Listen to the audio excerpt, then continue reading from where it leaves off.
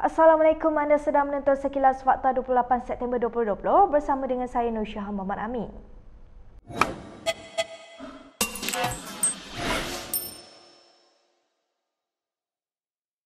Kebuntuan antara Barisan Nasional dan Perikatan Nasional Sabah akhirnya selesai apabila Pengerusi Bersatu Sabah Haji G. Mohamad Noor dipilih untuk menjadi Ketua Menteri baru negeri itu. Gabungan Rakyat Sabah merangkumi BN, PN dan Parti Bersatu Sabah mencapai konsensus itu hari ini, 2 hari selepas menang dalam pilihan raya negeri. Perkara itu diumumkan Haji G sendiri dalam satu sidang media bersama Pengerusi BN Sabah, Bung Muhtaradin di Kota Kinabalu hari ini. Kami telah bersetuju sebulat suara bahawa mereka telah menamakan saya sebagai Ketua Menteri. Susulan itu, Haji G telah ke Istana Negeri untuk menerima surat jemputan bagi menghadiri istiadat mengangkat sumpah jawatan Ketua Menteri Sabah.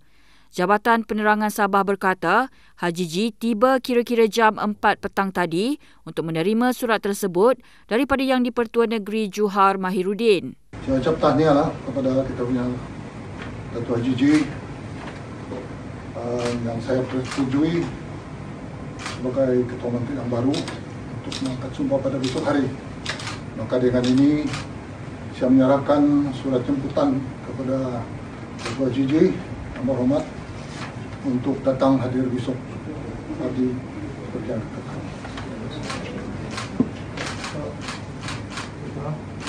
Dalam sidang media yang sama, Bung mahu semua pihak menumpukan usaha untuk menyelesaikan masalah rakyat dan negeri susulan kemenangan GRS pada pilihan raya negeri Sabtu lalu. Kami telah membuat persetujuan atas dasar kesedaran, keyakinan bahawa kerajaan baru yang ditubuhkan ini mampu untuk memulihkan semangat rakyat yang selama ini telah hilang disebabkan oleh pemerintahan kerajaan yang tidak prihatin kepada rakyat.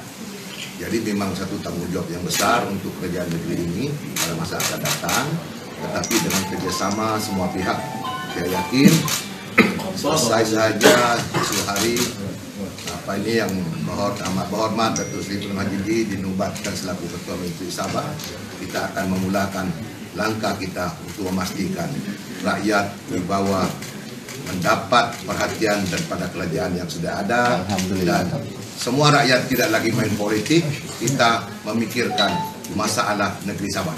Terbaik. Sementara itu, dalam satu kenyataan, Pengerusi Barisan Nasional Ahmad Zaid Hamidi berkata beliau menghormati autonomi UMNO Sabah yang sepakat dengan parti komponen GRS atas pencalonan Haji G itu.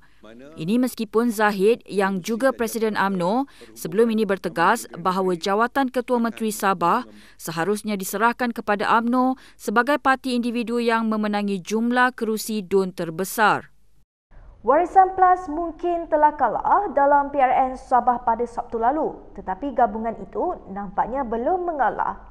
Kediaman rasmi Ketua Menteri sementara Muhammad Shafie Apdal di Kota Kinabalu hari ini kelihatan sibuk sejak pagi. Presiden warisan itu telah bertemu dengan para adun gabungan itu sejak pagi tadi. Apabila beliau keluar selepas mesyuarat selama 7 jam itu, Shafie enggan mengulas isi perbincangannya. Untuk perancangan warisan sebelum Datuk Seri? Kita beriman. Adakah Datuk Seri akan mempertahankan pandangan warisan tujuannya? Terima kasih banyak. Thank you. Datuk Seri. Ketika ditanya mengenai keputusan Gabungan Rakyat Sabah menamakan Ketua Bersatu Sabah Haji G. Mohamad Noor sebagai Ketua Menteri baru, Shafie hanya senyum dan melambai ke arah penyokongnya. Baik, sekiranya anda menyukai laporan berita dan analisis yang kami sampaikan, anda boleh klik pautan yang kami sertakan di bawah untuk memberi sumbangan bagi menyokong kewartawanan bebas. Kita ke berita seterusnya. Yang di-Pertuan Agong Sultan Abdullah Sultan Ahmad Shah kini sedang menjalani rawatan susulan di Institut Jantung Negara IJN. Ini selepas baginda menerima rawatan kes keracunan makanan dan rawatan intervensi pada 21 dan 24 September lalu. Dalam satu kenyataan rasmi Istana Negara, rawatan keracunan makanan bermula apabila baginda dimasukkan ke IJN pada malam 21 September lalu. Rawatan intervensi pula dilakukan susulan pengimejan MRI pada 22 September yang menunjukkan baginda mengalami kecederaan semasa bersukan. Terdahulu, Istana Negara memaklumkan pada Isnin lalu bahawa baginda dimasukkan ke IJN selepas mengadu tidak sihat. 2 hari kemudian, Ketua Pembangkang Anwar Ibrahim mendakwa telah berjaya mendapat sokongan majoriti daripada anggota Parlimen untuk membentuk kerajaan baru. Presiden PKR itu berkata baginda juga telah berkenan untuk menerima beliau menghadap tetapi ditangguhkan berikutan masalah kesihatan. Sementara itu, ekoran daripada rawatan intervensi ini, Sultan Abdullah telah dinasihatkan untuk menjalani rawatan susulan dengan pengawasan rapi daripada pasukan pakar perubatan IJN. Sultan Abdullah dijadualkan berangkat pulang bersemayam di Istana Negara dalam masa terdekat setelah selesai menjalani rawatan susulan ini. Dalam perkembangan lain, penamaan semula Jalan Raja Laut 1 kepada Jalan Palestin oleh DBKL semalam telah menimbulkan pelbagai reaksi daripada orang ramai dan juga ahli politik. Tindakan ini digambarkan sebagai tidak menghormati sejarah Kuala Lumpur. Menteri Wilayah Persekutuan Anwar Musa kelihatan tidak senang dengan keputusan Dewan Bandaraya Kuala Lumpur menamakan semula Jalan Raja Laut 1 menjadi Jalan Palestin. Kata Anwar, beliau tiada halangan jika jalan dengan nama Inggeris dinamakan semula namun bukan jalan yang diberi nama tokoh sejarah Melayu itu. Dalam satu ciapan yang berasingan, Anwar berkata jalan tersebut tidak akan dinamakan semula sebagai Jalan Palestin. Untuk rekod, DBKL berada di bawah Kementerian Anwar. Datuk Bandar Kuala Lumpur Nur Hisham Ahmad Dahlan berkata, idea untuk menukar nama jalan itu dicetuskan selepas Himpunan Hari Al-Quds Sedunia yang diadakan di dataran DBKL pada 26 hingga 31 Mei tahun lalu. Kata Nur Hisham, penamaan semula jalan itu melambangkan sokongan Malaysia untuk perjuangan rakyat Palestin menentang penindasan dan akhirnya membentuk negara Palestin. Malaysia terus mencatatkan kes positif 3 angka hari ini apabila 115 lagi kes baru direkodkan sehingga tengah hari tadi.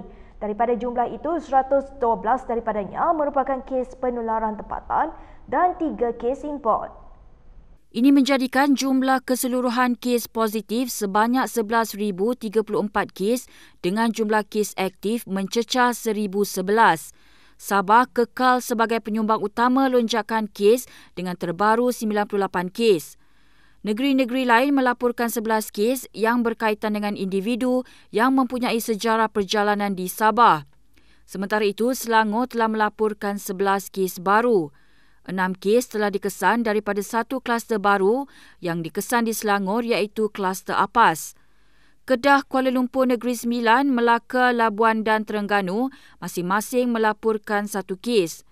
Tiada kematian baru yang dilaporkan sejak semalam menjadikan jumlah korban kekal pada 134 kes.